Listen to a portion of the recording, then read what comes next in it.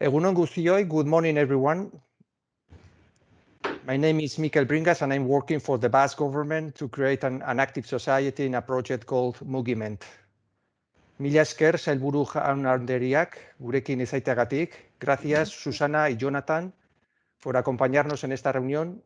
Thank you Gregor and John for coming to this meeting and welcome to the virtual Basque country. Today we are going to talk about physical activity among children and teenagers. Hau da, lehenbiziko aldia Jaurlaritza eta gure erkidegoko 3 unibertsitate nagusiak gai honen inguruan elkarlanian aritu dian. Also, we have international speakers who are experts in this field. Eta uste dut, hau izango dela kultura, hezkuntza eta osasun sailak gai honen inguruan biltzen diren lehen aldia. Beraz, aukera ezin hobea ekitaldiari etekina ateratzeko. Eta hasiera emango diogu sailburuei hitza emanez, mesedez Bingen, piztu zure mikrofonoa eta zurea da hitza. Ostongi, egunon guztioi, egunon Mikel, eta egunon bilerarekin bat egin duzuen guztioi. Eskerrik asko, ekimen hau posible egin duzuen hori, eta bertan parte hartzen ari zareten guztioi. Eta eskerrik asko, modu virtual batean, Jokin eta Gotzone sailburuei ekimen honetan gurekin batera agertzeko prest izan zaretelako. Good morning.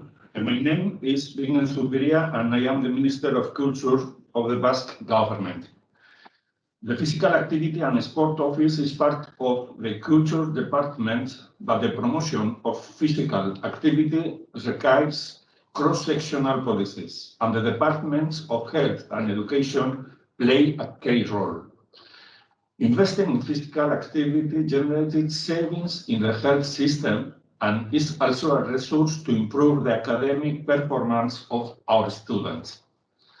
Many thanks to the Health and Education Ministers for attending this event, to the experts who have created the Global Matrix report card, and the team who have developed the EUSPID movement pilot test, as well as to all the speakers that we are going to hear today. Eskerrik asko. Mila esker Bingen, mesedez Gotzone, zerbait komentatu nahi baldin badiguzu, zurea da hitza. Good morning, everybody. My name is Gotzone Zahagui. I'm the Health Minister of the Basque government. For the Department of Health, the promotion of physical activity, practice, and the reduction of sedentary lifestyle are of utmost importance. The regular practice of physical activity promotes health and prevents disease. It's beneficial for mental health, improves social relationships, and quality of life in general. On the contrary, physical inactivity is considered the 4th risk factor for mortality from non-communicable diseases. One of the objectives of our department included the Movement collaborative project to promote physical activity and reduction of sedentary lifestyle in the Basque country is to promote an active life from childhood to increase awareness and create habits from an early age. The practice of physical activity at the school age improves the memory and academic performance of students, favors mental well-being and interpersonal relationships. This objective is also one of the pillars of the strategy for the prevention of childhood obesity of the Basque country, SANO. The strategy is a practical plan oriented to action to achieve specific objectives in relation to the practice of physical activity and healthy eating of the child and young population. For this reason, our department is very interested in initiatives such as the one that we are going to be presented today, and we appreciate very much the work done and also your invitation to Haur. Thank you very much. Eskerrik asko Gotzone eta sailburuen txanda bukatzeko mesedez Jokin zurea da hitza. Egunon eta eskerrik asko Mikel, horrelako gonbidapena egiteagatik eta nola ez, horrelako jardunaldiak antolatzeatik.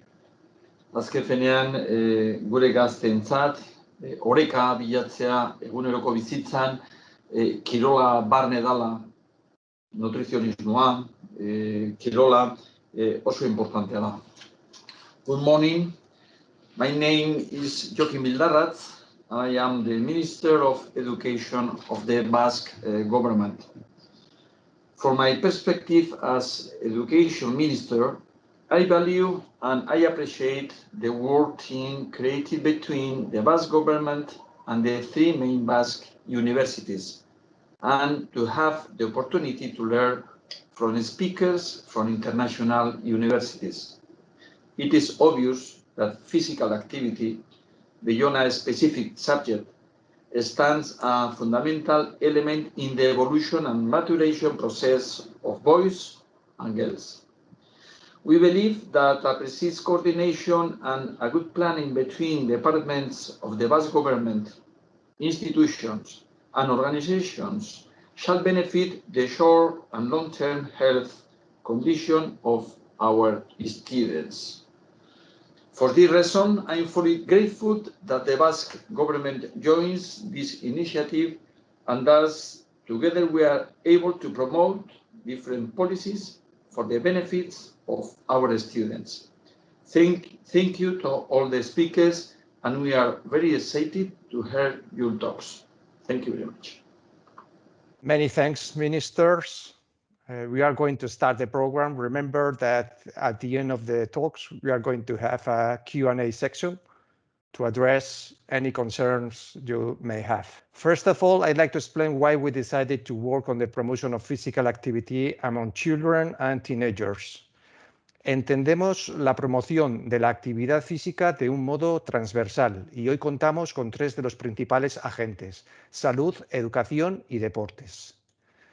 Hau da, jaurlaritzarentzako jarduera fisikoaren sustapenerako egokien ikusten dugun antolaketa eredua.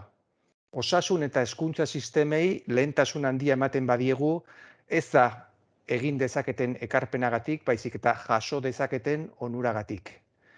Bingenek aipatu duen bezala, osasunaren kasuan jarduera fisikoan inbertitzeak gastu sanitarioan aurreztea dakar, eta hezkuntzaren kasuan errendimendu akademiko hobetzea.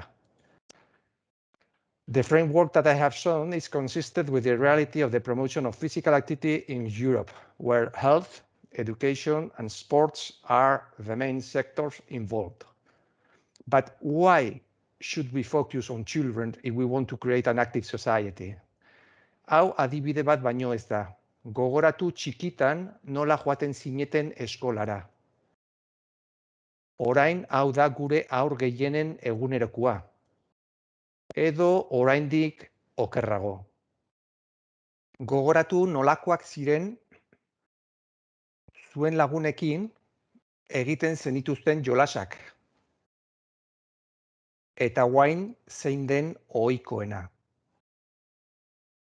Grafiko honetan ikus ditzakegu azken urte hauetako hainbat aldaketa. Pantalla aurreko denbora areagotu dutenak. Eta ekarri duten ondorioa.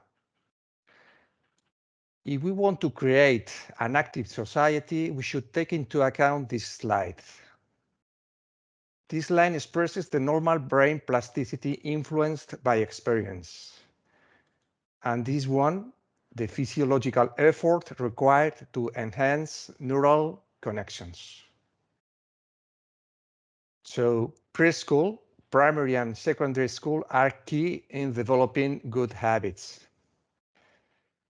because the ability to change the brain decreases over time and good habits should be established in childhood.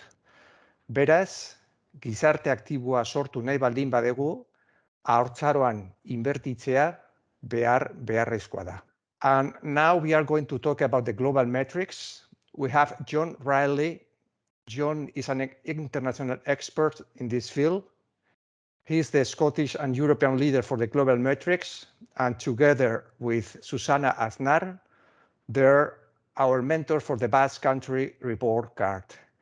Please, John, open your mic and go ahead. Okay, thank you, Mikel. Good morning, all. I hope you can hear me. You may be wondering what language you are hearing. It is English in a Scottish accent.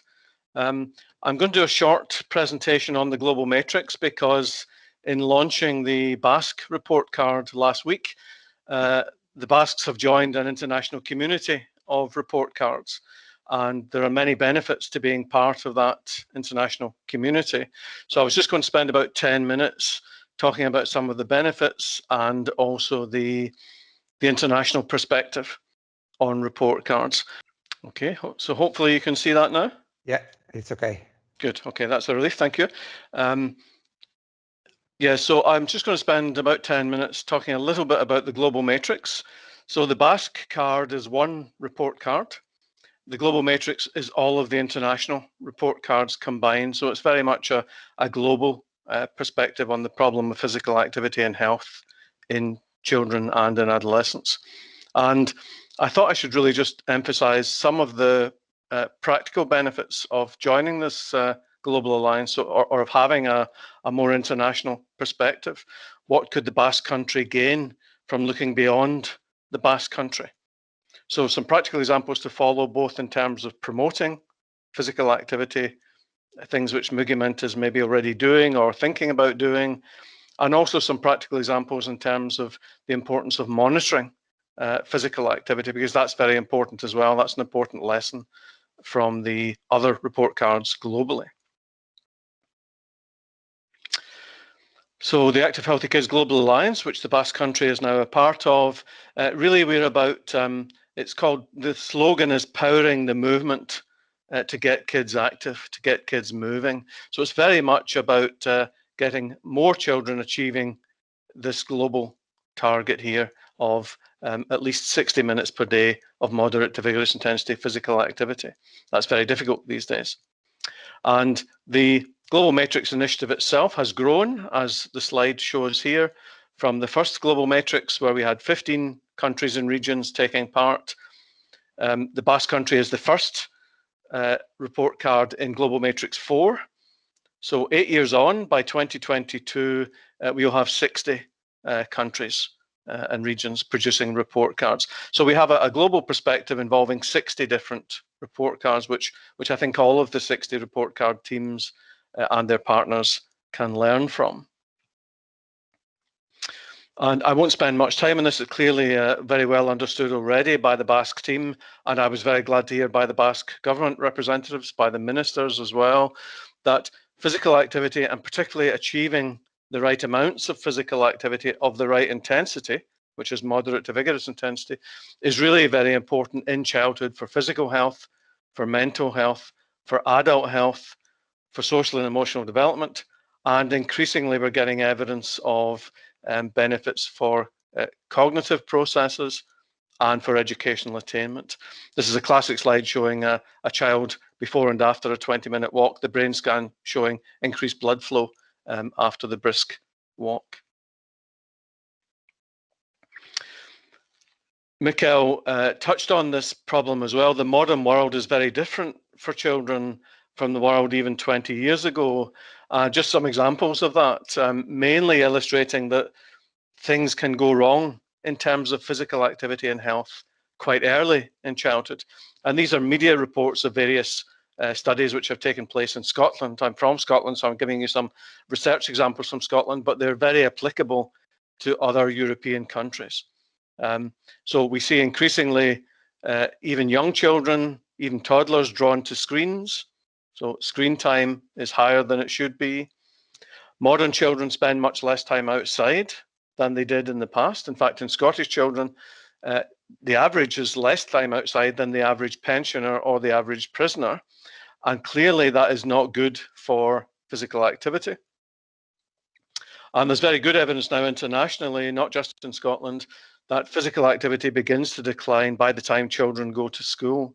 So by the time they're about age 5, they're already on a downward trajectory. Their physical activity is declining. We used to think this was a problem of teenage life, of adolescence, but it's very clear it happens well before adolescence.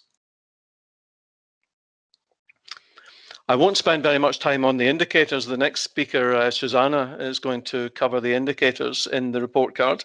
But what I'm going to just touch on is that we can use these indicators across the Global Matrix report card countries and regions to find out who is doing well, why are they doing well, and can we learn from that experience? And then who is doing well in monitoring, because monitoring the behaviors is really important as well. A couple of quotes, not scientific quotes, and I won't say who said these. You may have to be a certain age to recognize some of these quotes, but if we don't measure things, we can't change them. And if we don't measure things, we might lose them. You don't know what you've lost till it's gone. So monitoring of the indicators is very important, as well as improving the indicators. One of the lessons from Global Matrix 2, so in 2016, when we had multiple countries sharing their report cards, one of the main lessons from that was that it wasn't enough just to be doing well on one or two indicators. To have large numbers of children being active enough in your country or in your region, you need multiple indicators to be going in the right direction. So there are typically 10 or 11 indicators for most report cards. You need the majority of those to be showing pass grades, really, to be where we want to be. I'd said Global Matrix is good for identifying good examples, success stories, things which the Basque country or other report card teams might think about following in future. And these are just some examples of success stories within Europe from the Global Matrix 2 in 2016. So we can find good examples, for example, in relation to sport participation in Denmark, active transportation in the Netherlands, overall physical activity in Slovenia. And in fact, Slovenia is a very good example of physical fitness as well. And you'll hear more about that from Gregor later on this morning.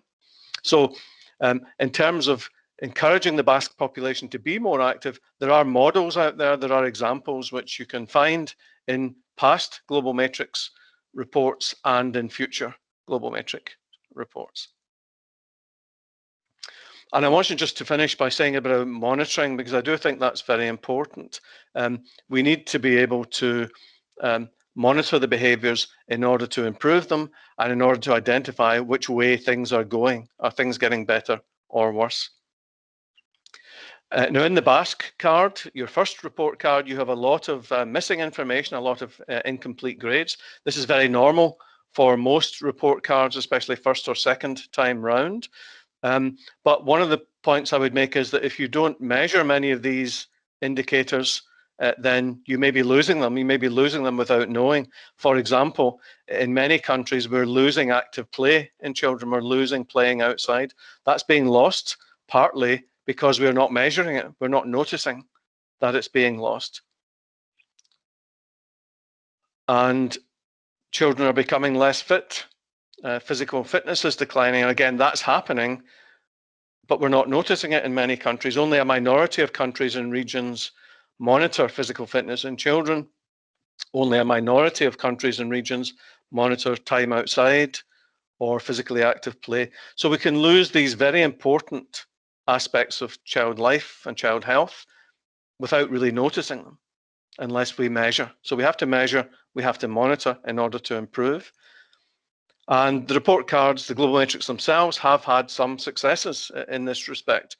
For example, a big success in China, where their very first report card was based only on Shanghai.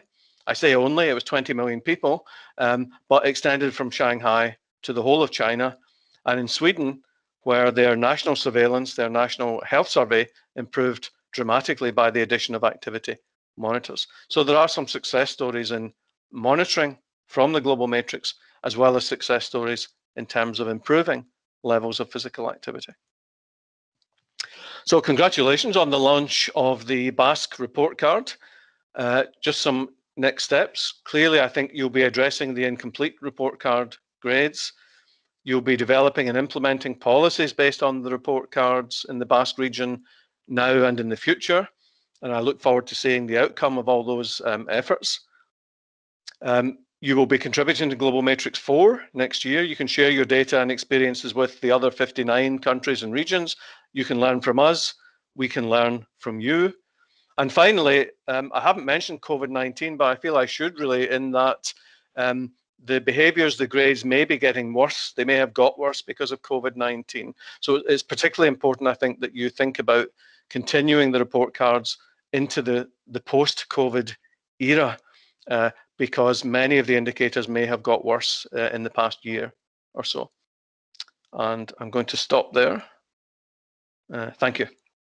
Thank you very much, John. I think we have a lot to share with Scotland and a lot to learn from you. Ya hemos conocido qué es esto del Global Metrics y ahora Susana Aznar nos va a contar cómo se realiza un informe. Susana es la líder española y ha sido nuestra tutora en el informe.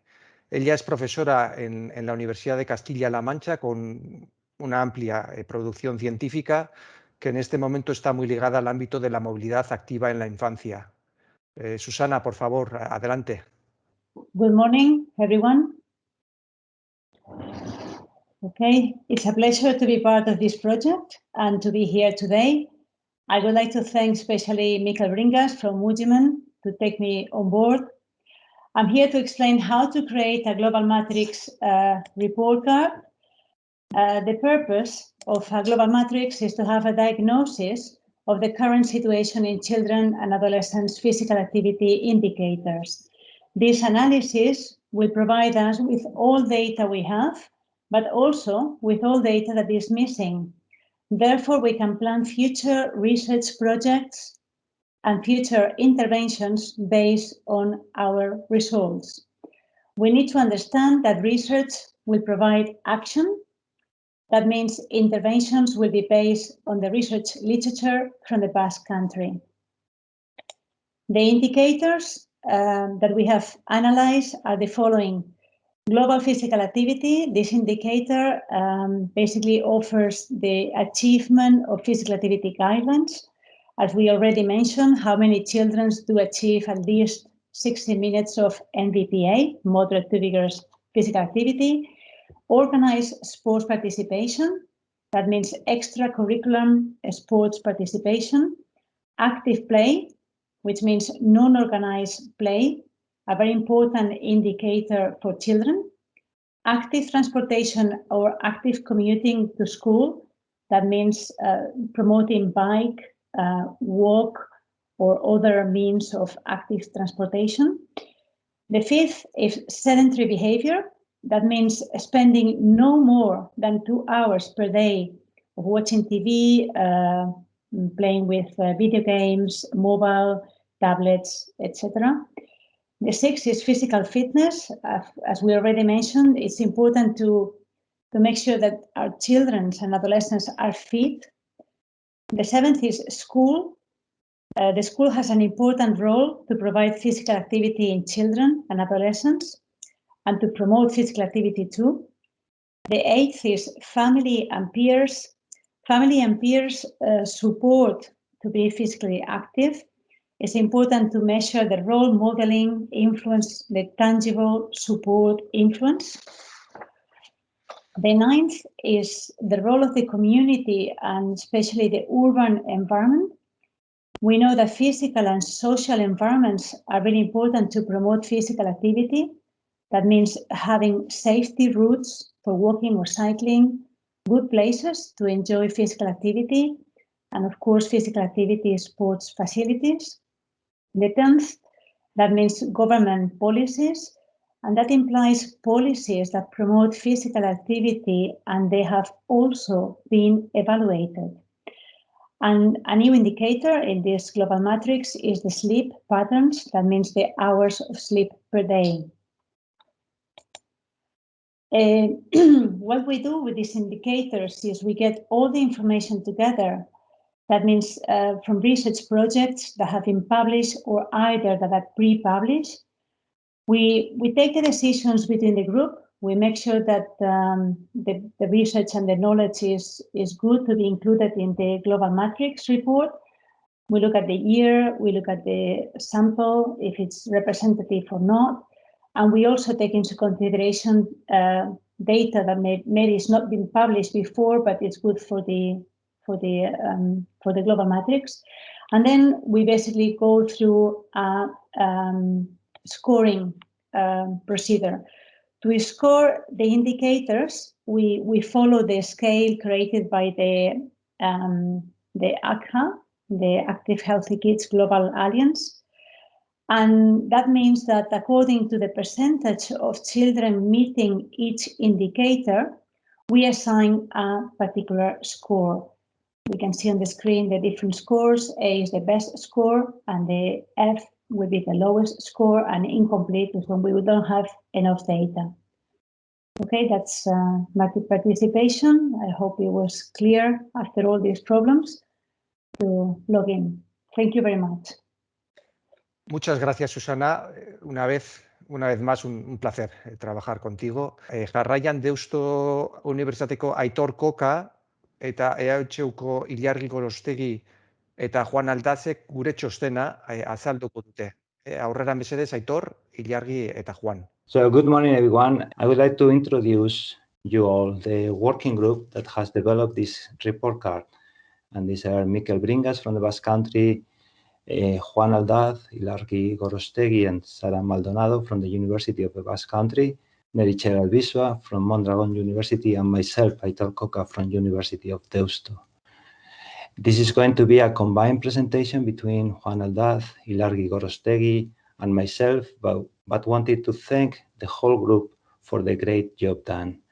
The information presented in this report card and summarized today in this presentation is the effort of more than a year of meetings of individual work, searching, reviewing, reading, and understanding the data sources available at the local, regional, and national level. In total, we found 48 data sources. In the search for information, we decided to follow a certain inclusion criteria. The data sources needed to be recent, from 2015 up to date.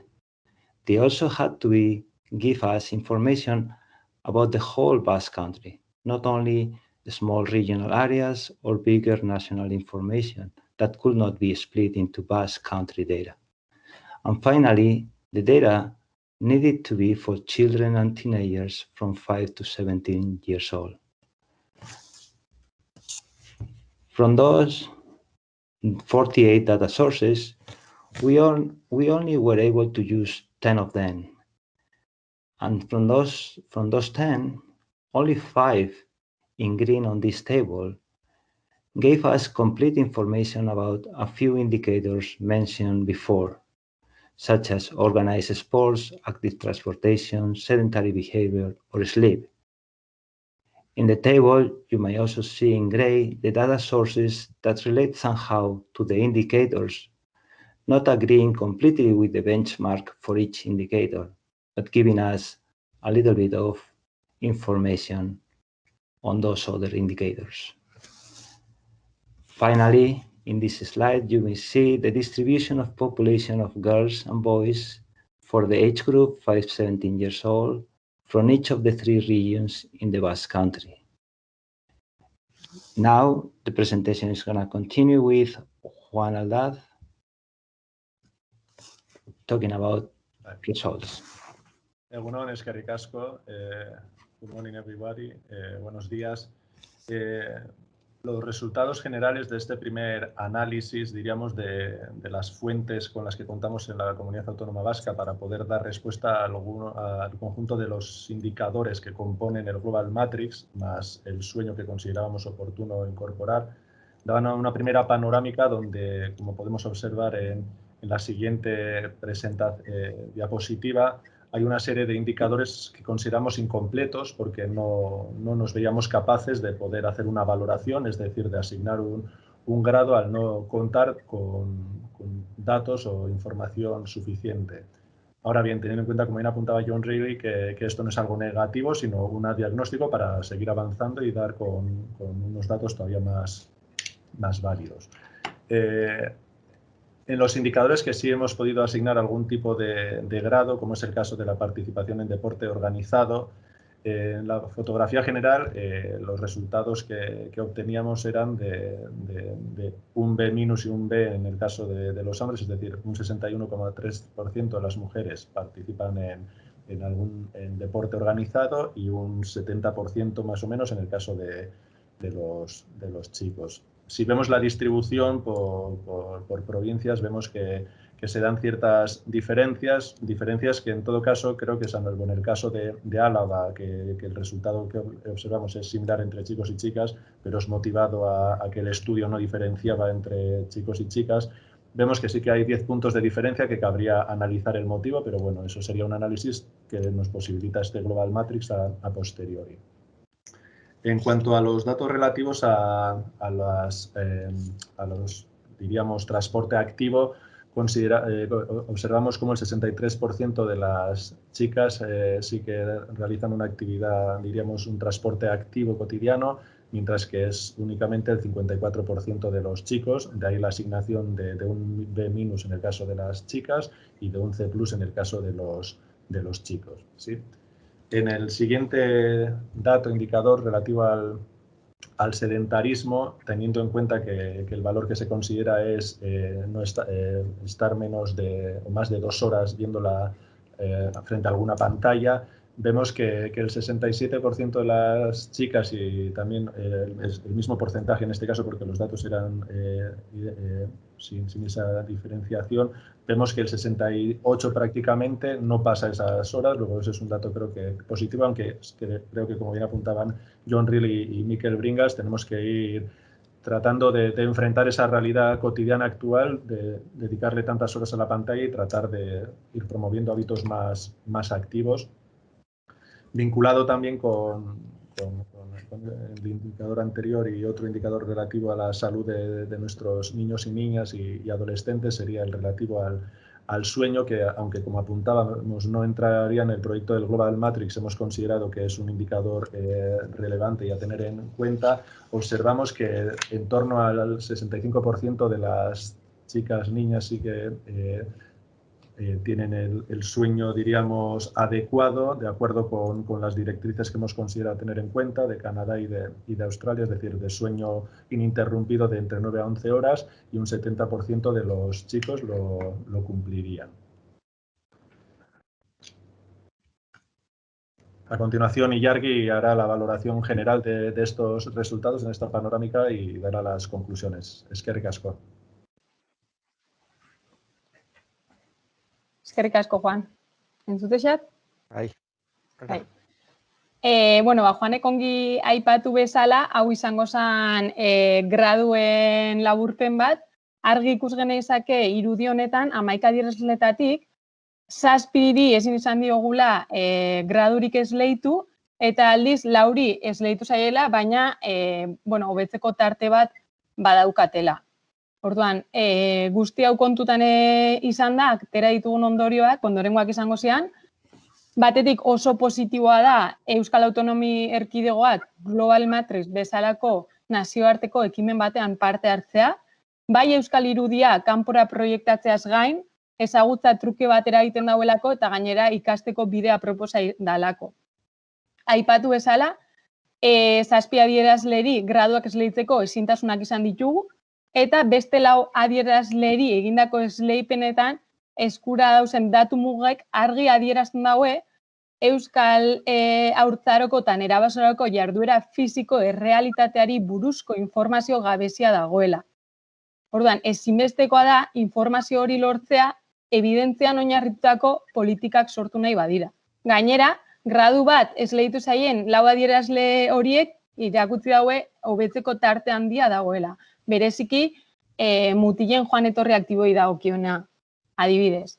Euskal Autonomi Erkidegoan jarduera fisikoa sustatzea nahi badugu, uste dugu, finkatu beharko litzatekeen lehentasunetako bat dala honek gizarteko beste arazo batzuetan izan dezaken eraginagatik. Adibidez, klima aldaketa. Eta horiek konpontzen ere lagundu lezakelako. Gainera, berriro diogu, uste dugu gaztengoen esku hartu behar dugula benetan gizarte aktibo bat lortu nahi bada, kontuan hartuta, osasunan munduko erakundeak jarduera fisikoari buruzko egin dauen ekintza plana, guk dei egiten diogu bai osasun, bai hezkuntza agintariei jarduera fisikoen ikuspegia euran politiketan txerta dezaten. Zorionez, konponbidea bidean da, hau da, David bi ikerketa edo bi azterketa egiten, alde batetik azelerometria azterketa sakon bat, eta bestetik sasoi fisikoaren zaintza sistema proba pilotua, eta hori oso positiboa da, eta ondorioekin amaitzeko, esan nahi duguna da, kontuan hartu behar dela, azterketa guztia COVID-19 aurreko datuak erabiliz egin dugula, eta uste dugu egungo realitatea okerragoa dela.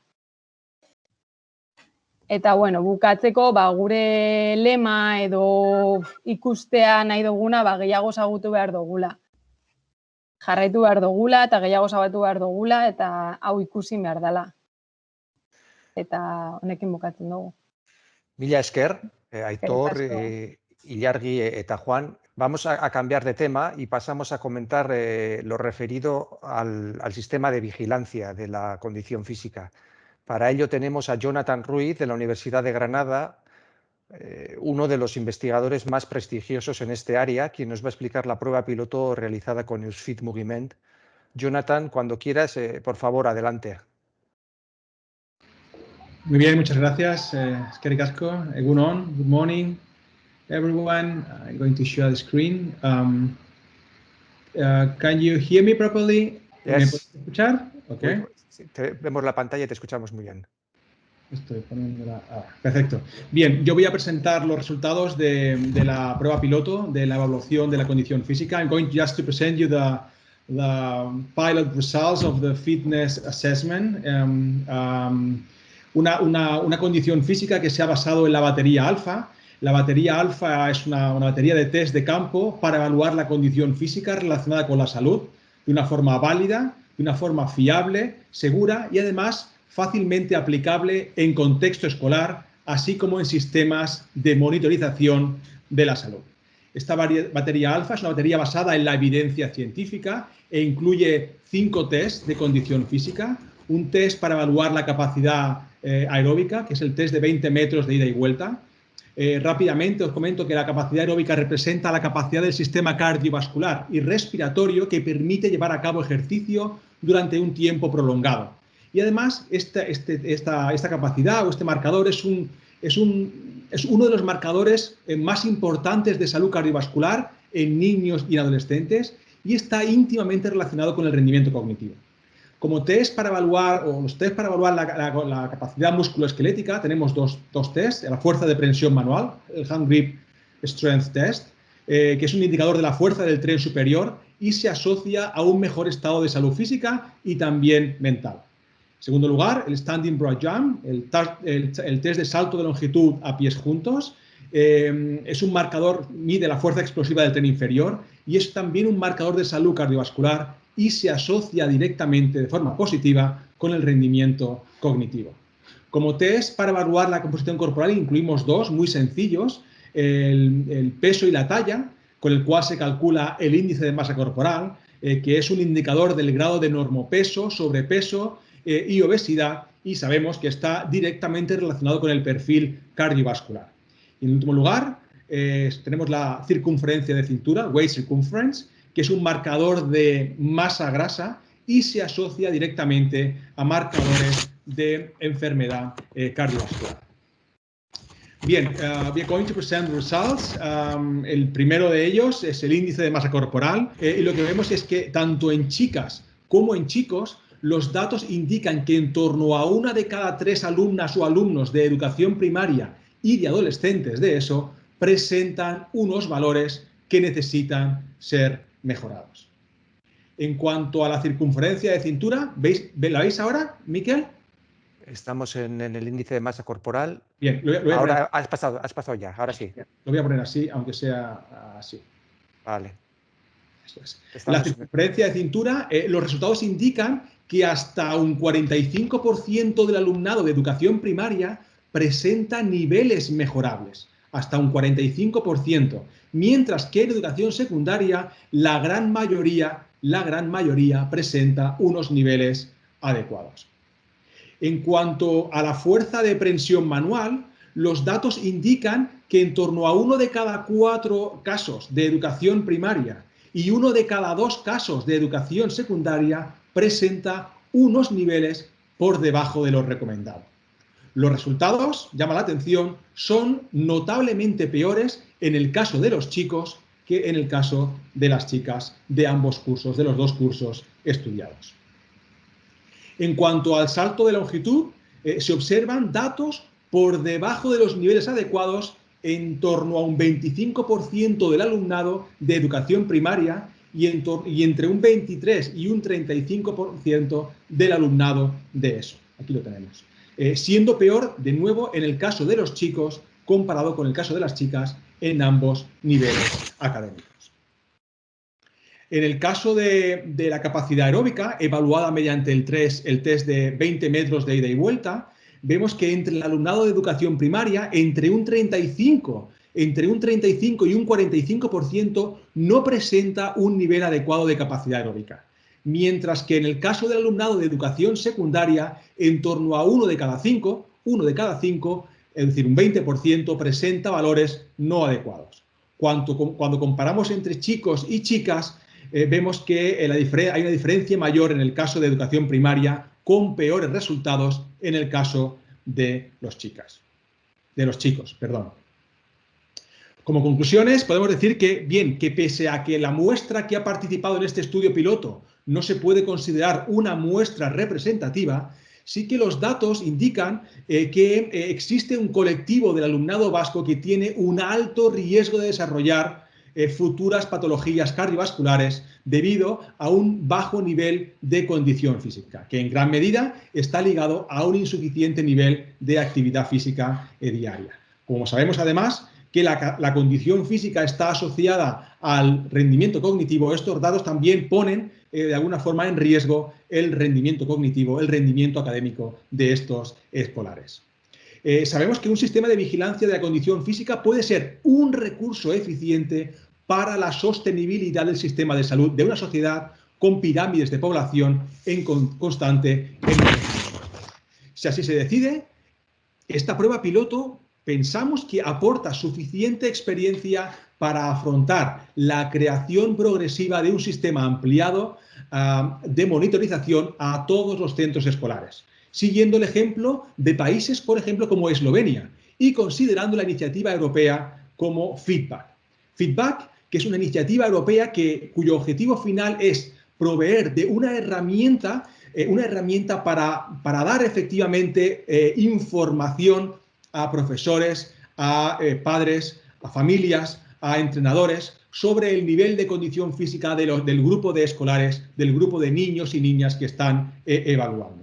Este feedback, esta herramienta está creada con más de 1 millón de datos, de niños de distintos países de Europa, donde podemos comparar los resultados de condición física, donde además podemos dar un informe de acuerdo a los niveles de condición física del niño y como individuo o del grupo, y además podemos crear nuestro propio sistema de monitorización usando, como decía, esta herramienta europea.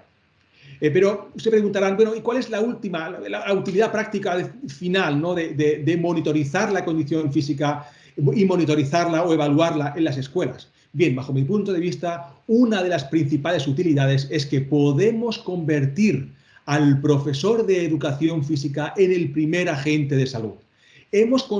La ciencia ha conseguido cambiar el paradigma de la evaluación de la condición física para no solo identificarla con rendimiento físico, sino que hoy ya tenemos datos para asociarla a parámetros de salud. De tal forma que el profesor de educación física puede, de una forma muy sencilla y además divertida para los niños y niñas, puede identificar a aquellos que pueden tener un mayor riesgo de desarrollar enfermedad cardiovascular en estos años, así como en el futuro. El profesorado de educación física es un colectivo clave en la creación de una sociedad activa. Yo creo que sobre esto no hay ninguna duda. Y, por supuesto, un sistema de vigilancia de la condición física por sí mismo, sabemos que no es la solución a los bajos niveles de condición física, pero puede ser un elemento muy positivo en la creación de escuelas activas. Eskerrik asko, muchas gracias. Thank you very much. Gracias, Jonathan. Ha sido un placer escucharte y sobre todo trabajar contigo en esta prueba piloto. And finally, we are going to learn about the excellent model from Slovenia. We have Gregor Stark. He's a project manager of the SlowFit system, the best reference for the creation of a national fitness surveillance system. He's also an advisor for the WHO and has a rich experience in setting up national programs in the field of health-related physical activity. Please, Gregor, open your mic and go ahead. Thank you very much. Can you hear me? Yes. And can you also see the slides? Yeah. Okay. Probably they won't work as they should, so I will just do as Professor Ruiz did before me. Thank you very much for inviting me. It's an honor to be with you today. I'm going to present our system of monitoring physical fitness of children, which is quite a tradition in Slovenia, and I will give you a short overview of our system. So Slovenia is approximately the size of Basque country. So it's 2 million and something citizens like Basque country. So we are very comparable in this regard. What we are seeing with physical fitness in Europe is that the children's habitual physical activity, as we heard before, is diminishing. So children are less active than they used to be. This results in their poor physical fitness. And if you have a child with poor physical fitness, you are most likely to have an adult with poor physical fitness who will have high work absenteeism.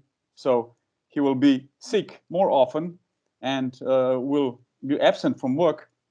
And even when these adults do work, they have lower work effectiveness. So they give low added value to the economy.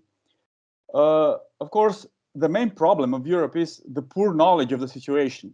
So the data is not there. The data is missing. We are struggling to get data, and global metrics is one of the examples how to get an overview of what's going on and how to have this data. Because as we heard before, that if you don't have the data, you don't know what the problem is, and your problem might easily slip past you and you never resolve it. So if you don't know what is going on, then you won't do any intervention. If you don't do any intervention, then you will have no progress. And also, if you have some ideas, if these interventions are poorly informed, and if the policies are poorly informed, if you don't have good data on what is going on, then you might be using a lot of public money for interventions that don't work. So it's very important to have some kind of monitoring systems to see the effects of the interventions. And this is what we are doing, for example, in Slovenia. Our SlowFit system consists of 11 tests, 8 fitness tests, and 3 anthropometric measurements. And every April, from 1982 onwards, the schools in Slovenia are implementing the measurements. So now, at this date, the measurements in schools are already finished. So the schools started sending the data for analysis. Mainly, most of the schools have already sent the data. So we are using schools as our platform. Slovenian educational system is based on public schools, and it's quite an effective system. Also, the sport infrastructure in schools is excellent. I mean, we've been investing millions and millions from the 1980s onwards in building sports infrastructure. So every school in Slovenia has at least 2 gyms, has outdoor playgrounds, and excellently equipped gyms. Probably one of the most, some of the most equipped gyms in the world in the school systems are in Slovenia. And we are using one protocol. The SlowFit system uses one protocol, and it's implemented in all the schools in Slovenia by law. So we have these 8 fitness tests. So standing long jump, arm plate tapping, obstacle course backwards, sit-ups in 60 seconds, stand and reach, and then bent arm hang, 600 meter run and 60 meter run. So these are the physical fitness tests. And then we have 3 anthropometric measurements. So this is weight, height, and triceps skin fold. This battery was constructed in early 1980s. And even before, we started measuring children before 1970s. So we had one system before that, but it was too complicated. The measurements took at least 4 hours to complete. And of course, at that time, there were no computers available, like personal computers. It was very hard to analyze all the data. So every year, they selected a couple of schools, and the data for this couple of schools was analyzed. But this system died until 1980s.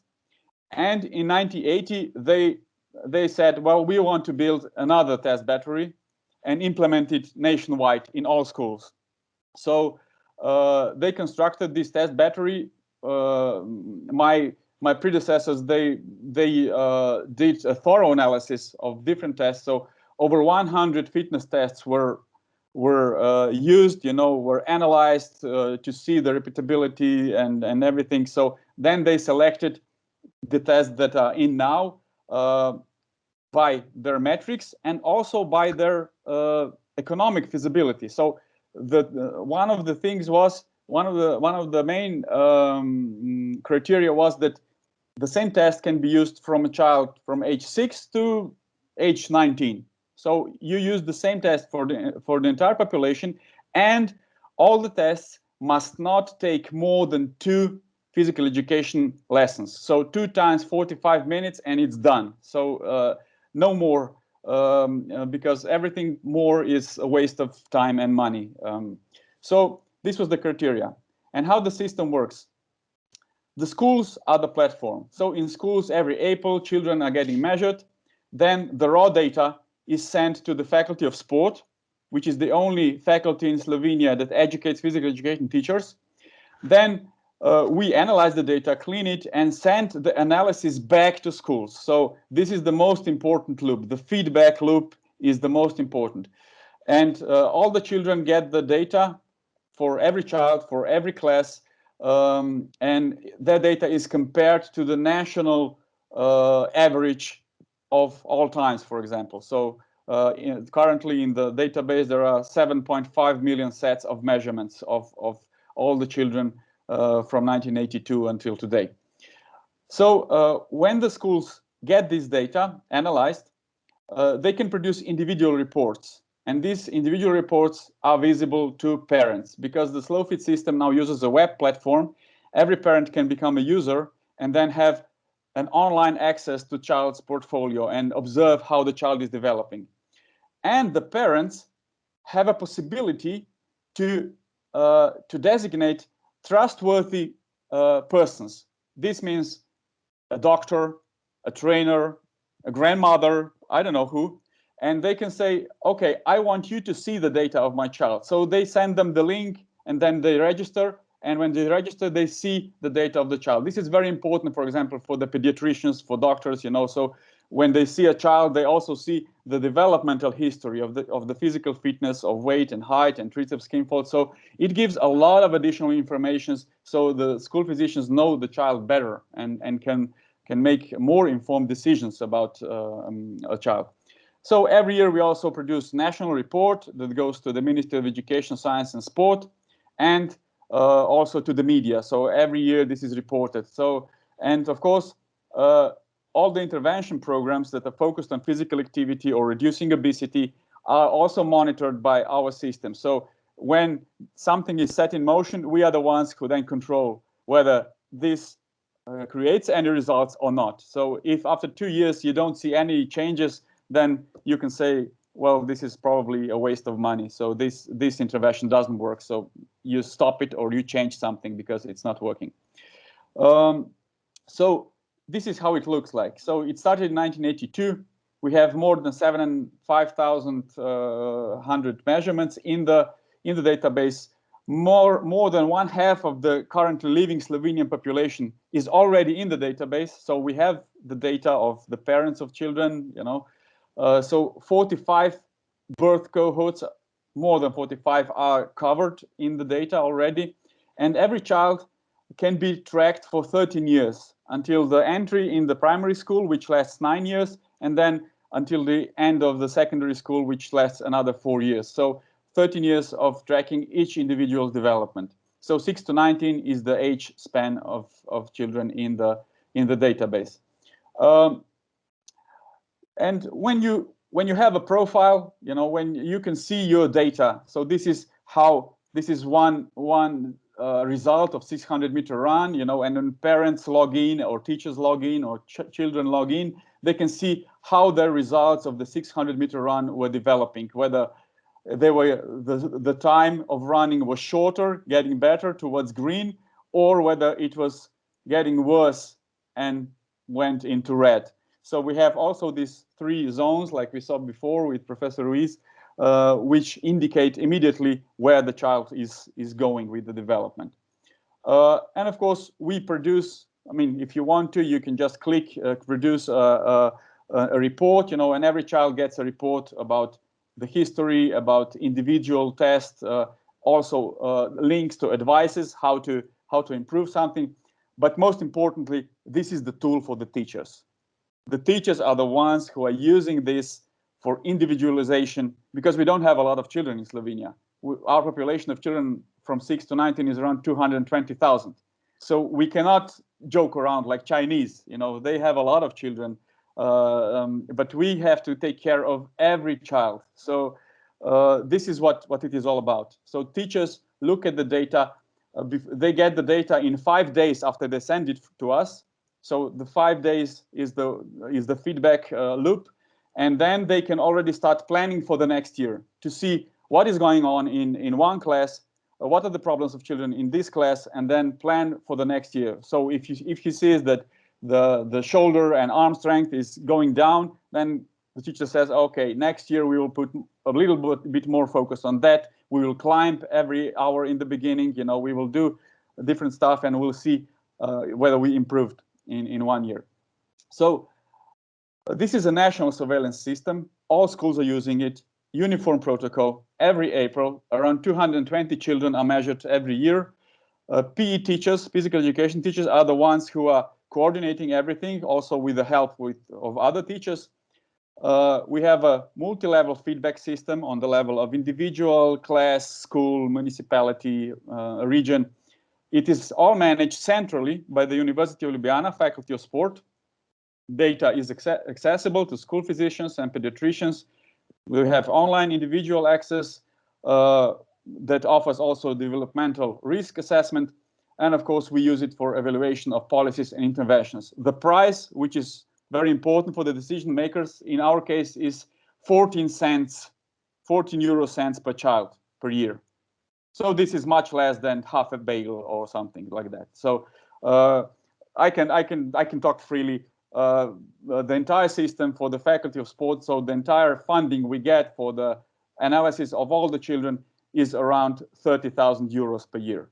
So this is our budget, and this is enough to cover all the expenses of the system. Of course, this can be done only if you have well-educated teachers and if you have schools who are equipped and who have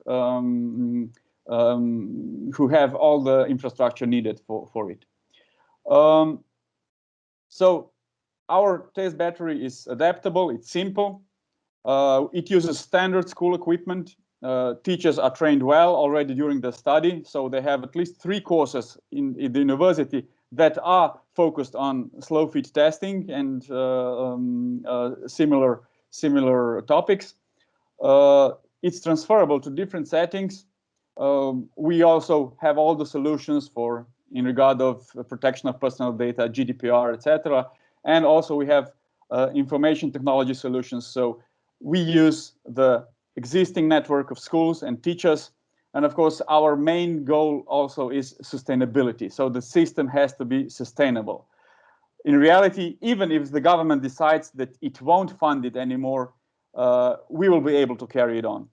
You know, of course, we like to have it covered, but it's so cheap that even without funding for 1 year, for example, we are able to survive. And at the end, I would just like to show you how this system can help us diagnosing the problems. For example, this is what happened to all Europe in the last year. So the COVID-19 is a nightmare that came unexpected. We were not very well prepared in Slovenia. So on March 16, 2020, all the schools closed, all the sport clubs closed, all public playgrounds closed. And one day before, our physical education teachers joined into a Facebook group of physical education teachers, and they started producing materials for online physical education teaching. So this was one day before the closure of schools. So we mobilized very fast, and enormous amount of materials have been produced and then introduced to children. And also on March 16, my group, my Slow Fit group, also published the physical activity recommendations during the lockdown. So immediately in the beginning of the lockdown, people already had the recommendations what to do. And we didn't know what's going on, what will happen. So the schools were closed in April and were closed in May, so we were not able to test the children. But nevertheless, on June 1st, children came back to schools, and teachers immediately saw the need to test the children because they wanted to see what happened in 2 months without training, without school physical education, without playgrounds.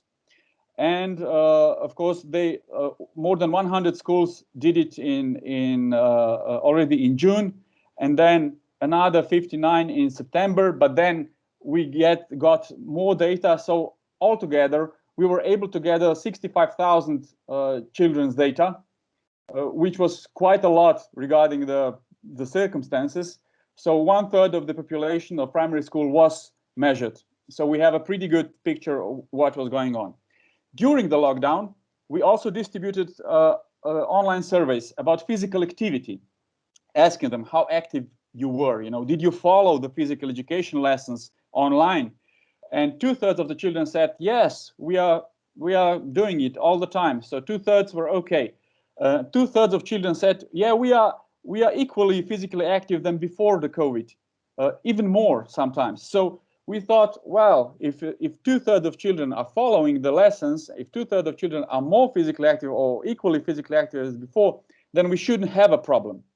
But when the measurements came in, this is what happened. This is the physical fitness of Slovenian children. And you can see that from 2011 onwards, the physical fitness was improving. So we are one of the very few countries, if not the only one in the world, that was able to reverse the trends of physical fitness. So it was improving. The girls, you can see in orange, they were on the highest level ever. So the girls today, or before the COVID, were much more physically capable than their mothers, which is quite surprising. But girls in Slovenia have been going through enormous emancipation in sport. So when I was a child, girls were just playing outside with us, with boys, and didn't do much physical work. They were like nurses or something, waiting for us injured soldiers, to come back. But now girls are doing everything. They're playing football, they're playing basketball, they are doing all the stuff the boys are doing. Also in school, they are encouraged a lot, and this shows on the physical fitness.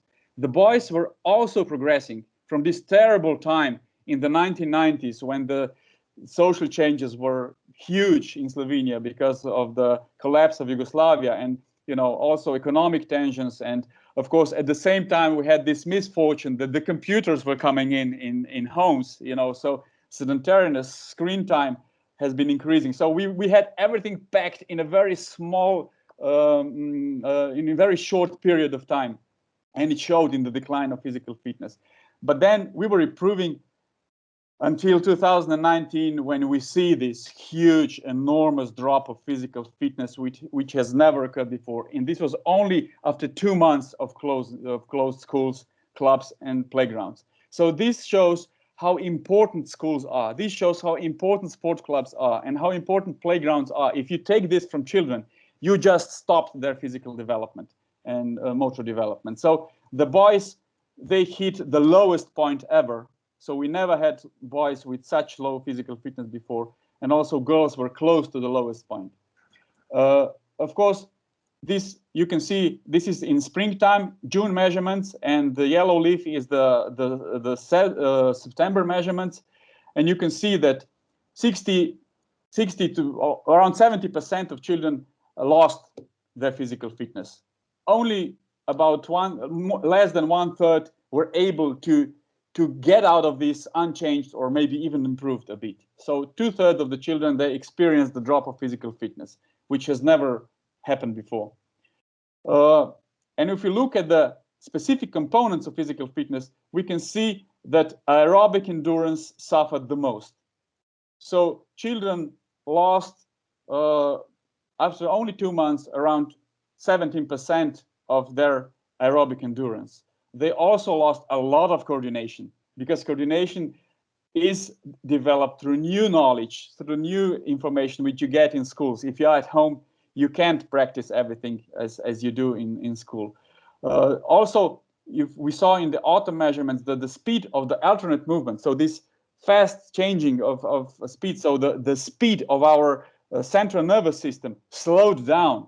So the children, their thinking became slower than before. So these are terrible, terrible results, which I don't know how we are going to overcome. And when we looked at which group of children suffered the most, we saw that the fittest children from the 2019, the majority of those children lost their physical fitness. The least fit children, only a bit more than 1/2 lost additional fitness, because for them, the closure of school, sitting at home was the same as before. So they were not as affected as the children who had their physical activity in the daily lives, day after day after day, and now suddenly it stopped. And this is, of course, what happened with BMI. So it increased, and also subcutaneous fat. So the triceps skin fold increased in more than 1/2 of children. So we are today facing the largest increase of obesity in Slovenia ever. So in the last 10 years, we were able to reduce obesity every year for 1%. So percent after percent after percent. In 10 years, we reduced obesity for 10%. Now, in just 2 months, we gained 20%. So if we are going to work as we did before, we are not going to be able to repair this in 10 years. And this is what happened to obesity. So it went up for 25% in autumn time. Those schools in autumn time even more, in boys even over 30%. So these results are really frightening for us. So we can see now that the countermeasures of COVID-19 affected children much more than the virus itself. And it's not an epidemic, it's not a pandemic, it's a syndemic. It will have a long-term consequences for our society. So the children became new vulnerable group. And despite the tremendous efforts of schools, the online PE teaching didn't produce visible results. Maybe it slowed down things, maybe it didn't drop as much as it could, but it didn't help retaining it at the same level. What we saw is also that the intensity of physical activity of children at home does not reach the intensities of physical activity in school physical education and in sport training. So we saw here the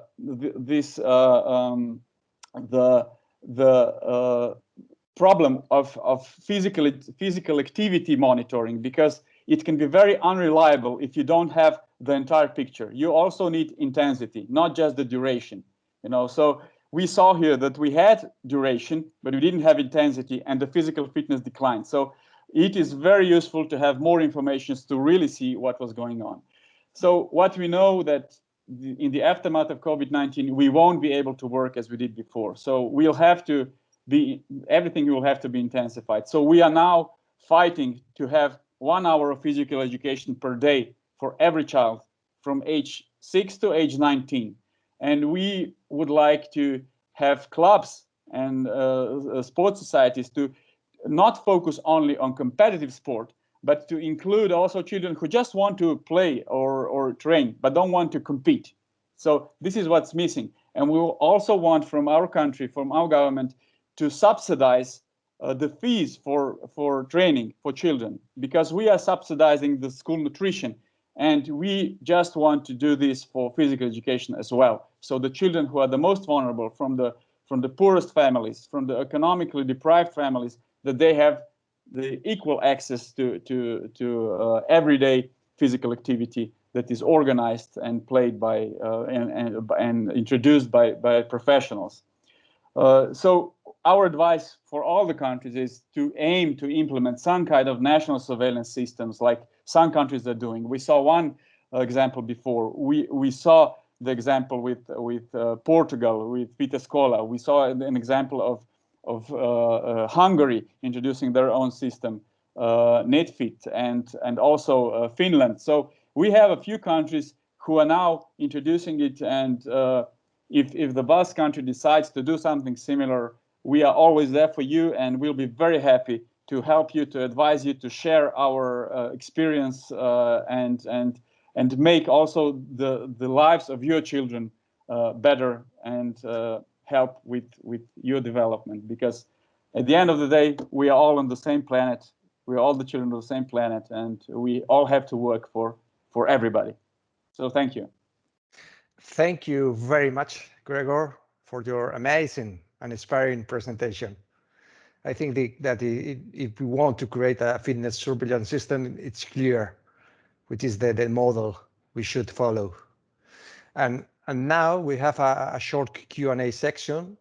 Si hay cualquier duda que queréis aclarar, este es el momento. Mesedes altxatu zuen eskua eta txanda emango dizuegu. Is there somebody who wants to ask? Si no hay quien se anima a preguntar, I'd like to ask Gregor again. It's a practice question. How did you convince all the schools in Slovenia to take part in SlowFit? What were the main challenges to convince them?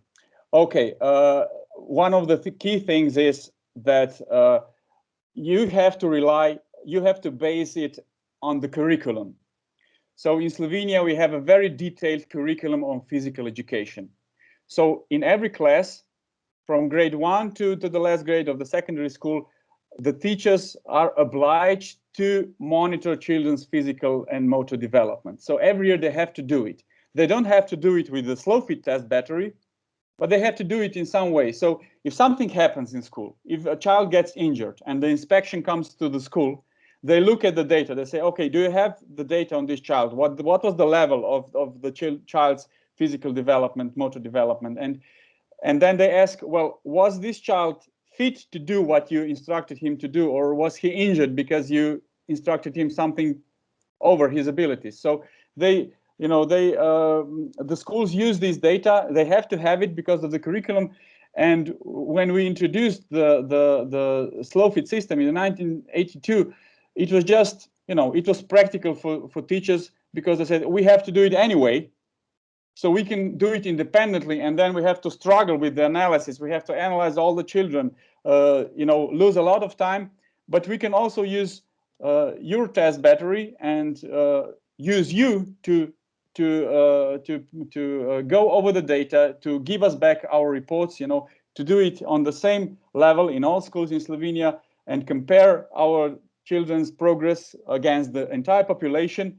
And this is, of course, much more information than just one school having its own test battery and observing its own children. So in this way, it became quite easy, So also our participation rates, because parents have to give consent. So every parent is asked, do you allow your child's data to be sent to the Faculty of Sport and analyzed to get feedback?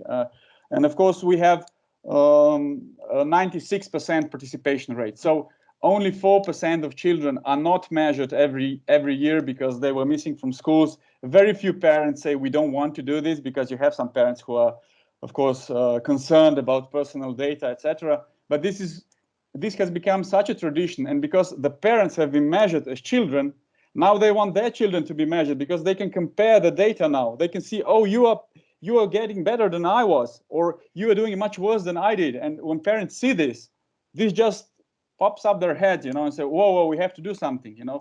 So sometimes parents, when they see the data of the child for the first time, they are shocked, you know, and sometimes this is the trigger that pushes them towards more active family lifestyle.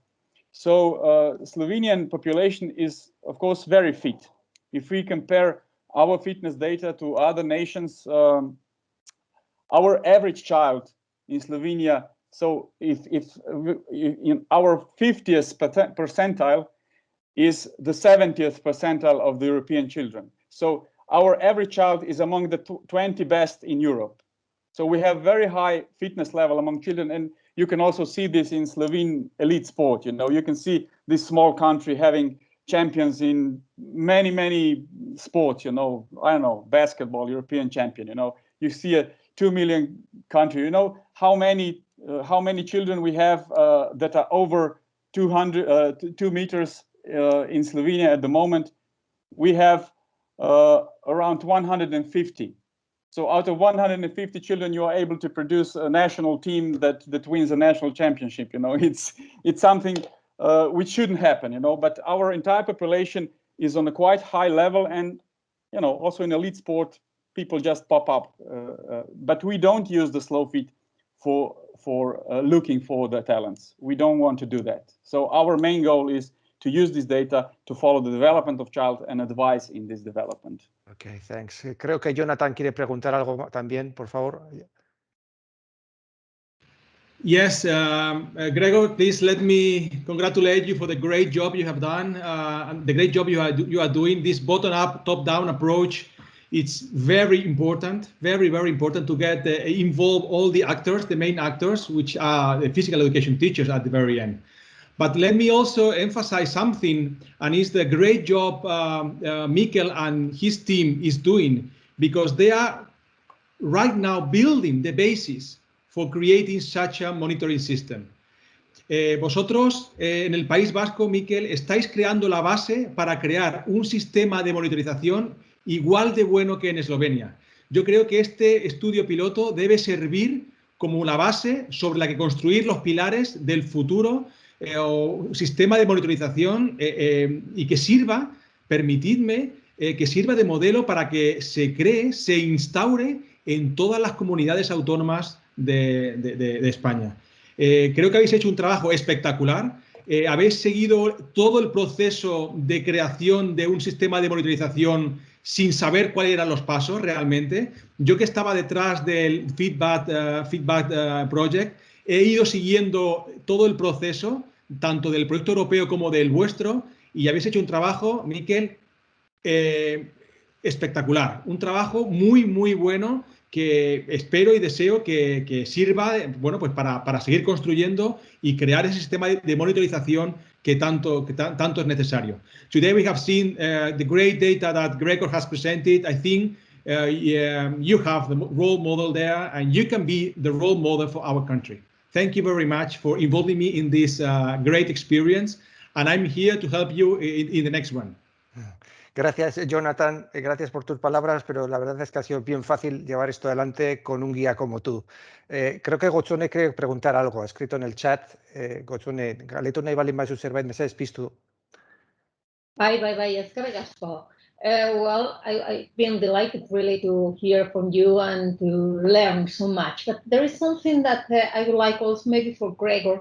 My question is, this has to be a multi-governance project, because today here we are 3 different ministers and we have to work, the 3 of us, I understand. But how have you been able to implement that? Because it's not so easy. It's very easy in a paper to say that we have all of us to be very, proactive and that we have to share. And well, I have no doubt that Bildarratz minister is going to be able to enroll all the schools in the Basque country for the project. But what about the 3 different ministers, or maybe more than 3 ministers? For this year, our government has got a rule, health in every politics, but then you have to make it work. Can you tell us something about that? How have you worked with different multi-sectorial teams, or maybe you have created a commission? How was it in your country? Thank you very much. Thank you for the question. Yeah, this is a real challenge, I guess. Having several ministries working on this, of course, every ministry has its own agenda, what they want. But I think the key thing is that you find the common denominator. So you all have to share what you want to have from your system, and then find a solution. In Slovenia, unfortunately, we have only one ministry who is involved in sustaining the SlowFit system. This is the Ministry of Education, Science and Sport. So this ministry is paying for the data analysis for schools. Of course, the Ministry of Health of Slovenia also uses this data, but they don't participate anything in it. So if you succeed to have a system which would be, I would say this would be one of the best investments of all the ministries you ever did to support this in the Basque country. You know, you can, even if you share the budget, you know, it would be very small shares from everybody, and it could work very well. I think that also one of the key things is to have the right people in the team. So if every ministry can get one person that is enthusiastic about it, that is ready to talk, that is ready to coordinate. You have 3 people. If you have 3 ministries, you need 3 people who talk and who decide and who are enthusiastic about it, and you can set up the system. Of course, they have to have the support of the superiors, but basically it can be done. Of course, everything takes time. For example, with the SlowFit system, in the 1982, they gave us 6 years of implementation period. So the system was tested for 6 years. After 6 years, it was thoroughly analyzed. How is it going? What is the problem? If such changes have to be introduced in the protocol, and after this analysis was done, then the ministry said, okay, this is now fine. So now we can move to all the schools, because from 1982 to 1987, only around 50,000 children were included each year. So 1/3 of Slovenian schools. But then after it was done, the analysis, then they said, okay, it works. It can be done in 2 hours in every school. So we can go national. So basically, it's all in people. Having right people at the right place at the right time is the key. So just find these people, and you will find solutions. Don't involve too many lawyers, because they usually see more problems than solutions. Find people who want to change things. Okay, it's time to go to finish, but we have 2 last questions. Please, first John Riley, and then Susanna Snada. We are going to end because it's time to finish. Please, John, go ahead. Okay, thanks, Mikkel. It was a question to follow up on the discussion so far. Really a question for you, Mikkel, for Jonathan, for Gregor. So in Scotland, for example, and maybe in the Basque country, we would like to have SlowFit, but that is a long-term objective. If we want a short-term objective, what do we do? So SlowFit is like a Rolls Royce or a Lexus, but in next year, can we have a Volkswagen Golf or something? Can we? What would be a useful minimum? So, for example, in terms of number of tests, would it be easier if we went for a single test of aerobic fitness, a single test of strength? What is a minimum useful set of measures that we might sell to the Scottish schools, or that you might be thinking about selling to the Basque schools? I assume you're not going to go straight for SlowFit. So what would the next stage be? If I may, I would say you would need 1 test for aerobic fitness, 1 test for muscular fitness for sure. And even if you start with 2, is better than having nothing. So even if you start with 2 and then add something on the way, it's much more than having nothing. So you will get a clear overview of what's going on. So you should start small probably, and then expand if you see the opportunity. I don't know, maybe Professor Ruiz can also add his experience. Yeah, I will recommend to use the 5 tests that the Basque government are using. It takes just one physical education session, very simple. You don't need much training for PE teachers, and it gives a very valuable information. It's just 3 fitness tests, and then you measure weight and height, and then waist circumference. It takes 40 minutes in a row to measure 25 kids in one session. But what I would also say, I think it's important also for parents, for the general public, you know, that the children and parents get the feedback. Yes. On it. So don't do it in a way just measuring this in schools and have this only for schools. But you know, getting the information back, I think, is the key key message for parents. But for this you have the feedback project where you can insert your data and give you the report right away. So you can use it. Of course, it's in English. It will be in 6 or 7 different languages, so you can use it, of course. And of course, you can use the test you want to use and just put it in the feedback and get a result. Okay, that's very helpful. Thank you. From in my opinion, I think that maybe the goal could be for us, for the Basque country, to have a big amount of schools. We have done a small test just with 10 schools. Maybe the goal could be for the next year going more and more schools. This could be maybe the challenge that we have to face. Can I just have a question? How many schools are there in Basque country approximately? Oh, we don't know which is the amount of school that we have, but it is believed that we have 1,200 PE teachers. Mm-hmm. So because in Slovenia we have 451 primary schools and around 2,035 secondary schools, around 2,400 teachers. Okay, so now please last question from Susana, and we are going to finish the session, please. Okay, I would just like to go back to the comment of my colleague, Dr. Jonathan Ruiz. I think you've done a great job. You've done really, really well. And the fact that we are here together, university people, government people, policymakers, I think you are a policymaker, Michael, and all together here makes it really worth it, because research really needs to be for action. You know, I come from the university background, and of course we produce research, but sometimes research is not being used and is not being translated to practical guidelines. So I'm really pleased to be here today, and I think, you know, this is a fantastic starting point. Quiero felicitarte enormemente, Miquel. Creo que el trabajo que estáis mostrando aquí es fabuloso. Creo que estar aquí gente de la universidad, gente del gobierno, no sé cómo traducir policymaker, sigo en ello, pero me cuesta. Creo que es fantástico porque es un punto de inicio clave, ¿no? La investigación tiene que ser, bueno, probablemente dar directrices prácticas para que nos sirva y sepamos cómo hacer, ¿no? Decirte que estás dejando el listón muy alto. Yo soy la líder del Global Matrix Español y bueno, lo estás dejando el listón muy, muy, muy alto. Estamos intentando también conseguir algo similar. Contaré con tu ayuda porque creo que es muy importante la colaboración, y también creo que este formato que habéis diseñado es un formato a replicar y a copiar en otras comunidades autónomas, desde luego.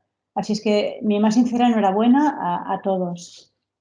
Gracias, Susana. La verdad es que esta experiencia ha sido maravillosa y creo que le estamos dando un buen final, pero ojalá no sea un final, sino un comienzo de un nuevo camino. We are nearing the end of the program, and I'd like to thank everyone for your participation in this meeting. As we have announced, tomorrow we will publish the video of the meeting on the Movement website. Thank you very much. Muchas gracias. Millas care. Have an active week.